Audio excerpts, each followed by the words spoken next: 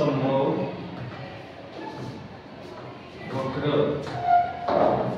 याला म्हणतात सममिती वक्र, याला म्हणतात सामान्य वक्र, याला म्हणतात समतोल वक्र, याला म्हणतात गॉसचा वक्र, याला म्हणतात संभाव्यता वक्र,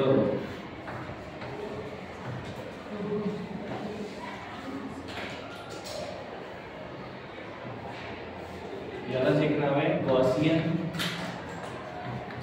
वक्र, यालाच म्हणतात संभव वक्र, यालाच एक पूर्ण नाव आहे अंडाकार वक्र,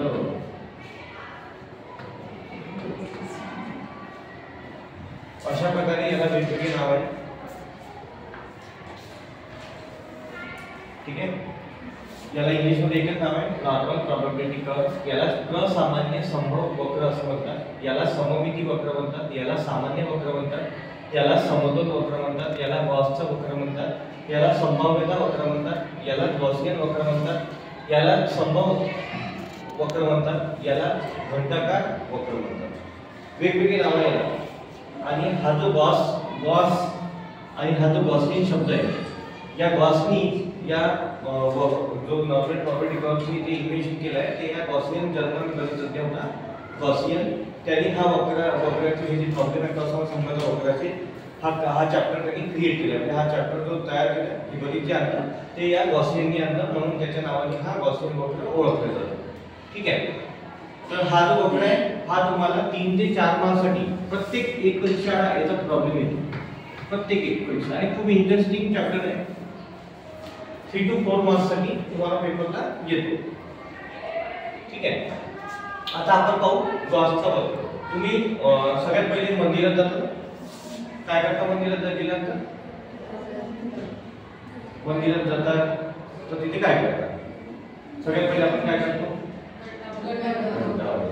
तर हा जो वक्र आहे की नॉर्मल प्रॉपर्टी कर्व, हा बेल शेप कर्व आहे, घंटाकृती आकाराचा हा वक्र आहे.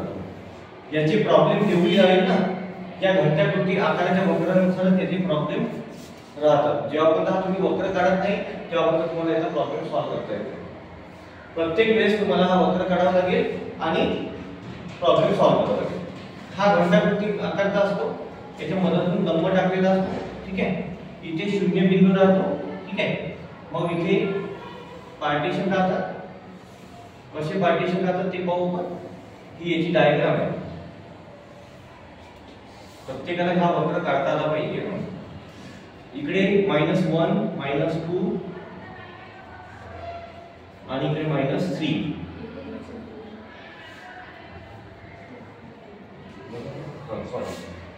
डाव्या साईडला मायनस असते, इकडे प्लस असते.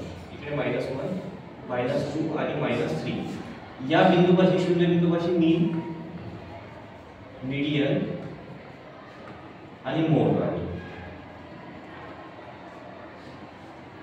याला ए म्हणतात, याला बी रेषा, याला सी, याला डी, याला बी, याला सी आणि याला डी. मराठीमध्ये त्याला अ ब क ड, अ ब क ड. 50% भाग इकडे राहतो, 50% भाग त्याच्या उजव्या साईडला आणि डाव्या साईडला 50% प्राप्तांक येतात. याचं जे डिस्ट्रीब्युशन राहतं ते हे पाठांतर करावं लागेल तुम्हाला. 34.13%, इकडे 34.13%, इथे 13.59%, इकडे 13.59%,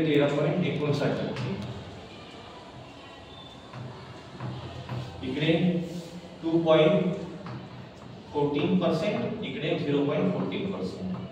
या साईडला सुद्धा 2.14%, इकडे 0.14%.